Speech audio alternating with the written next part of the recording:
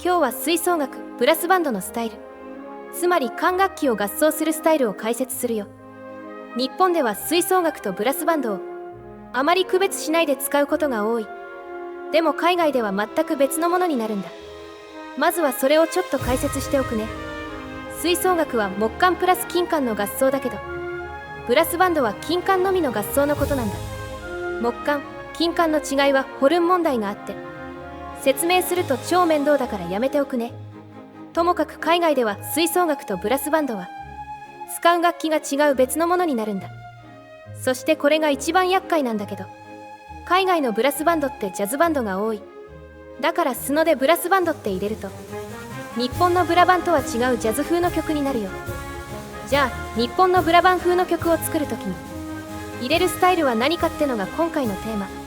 今日解説するスタイルはミリタリーバンド、ファンファーレオーケストラ、バルカンブラスバンド、管楽器の合奏スタイルの中からジャズ要素の薄いものをピックしてみたよ。それじゃ実例を聞いてみようか。まずはスタイル単独の曲調を聞いてもらうよ。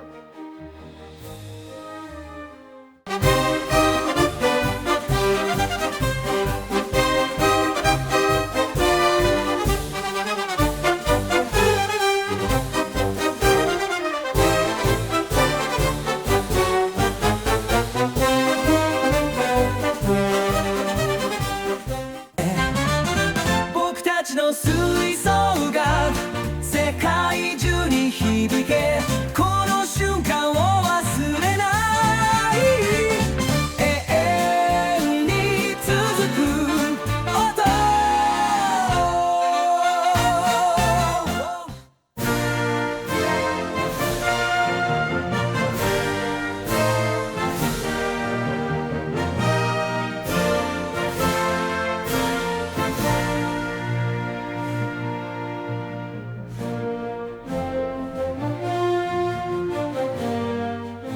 僕たちの吹奏楽、世界中に響け、この瞬間を忘れない、永遠に続く音。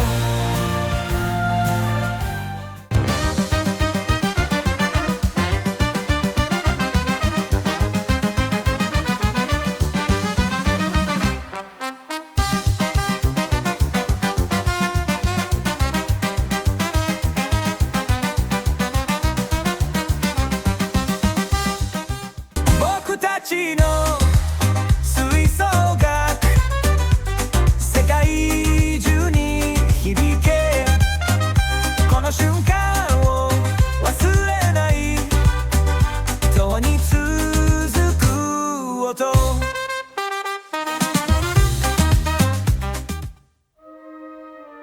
3種類の吹奏楽系のスタイル、それぞれの違いを聞き比べてもらったよ。ミリタリーバンドはマーチング系の吹奏楽、屋外でやってる吹奏楽のイメージかな。また曲調をアップテンポで軽快にしやすい。他の曲と混ぜてもその性質を伝えるよ。ファンファーレオーケストラはクラシック系、こっちは屋内の吹奏楽のイメージだね。スローテンポであまり主張しないから目立たない伴奏になりやすい。マーチング系とクラシック系の吹奏楽、どっちがブラバンっぽいかは人によるかな。この他にジャズ系の吹奏楽もある。最初に説明したブラスバンドがそうだね。そして最後に民族音楽系の吹奏楽、バルカンブラスバンドはかなり珍しいブラバン。地域によってブラスバンドの曲調が違う。それの一番わかりやすい例と言えるね。それじゃ次は他の音楽ジャンルと混ぜて管楽器の音色がどう変わるか聞いてみよう。混ぜるスタイルはドリームポップ、ユーロダンス、メロディックハードコアにしたよ。僕たちの吹奏楽、世界中に響け、この瞬間を忘れない、永遠に続く音。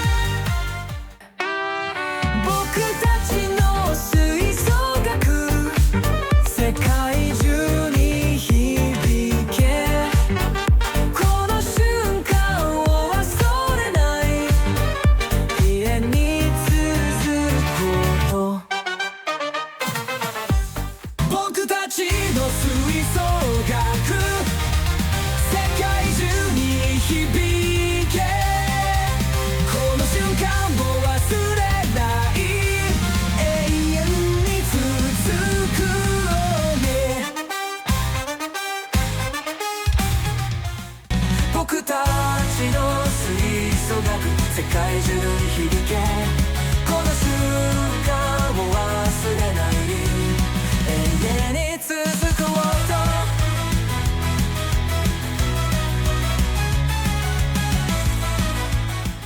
僕たちの吹奏楽世界中に響け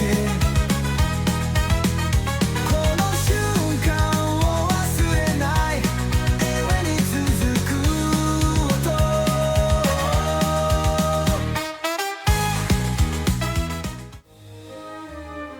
3種類の吹奏楽のスタイル、他の曲に混ぜた時の音色を聞いてもらったよ。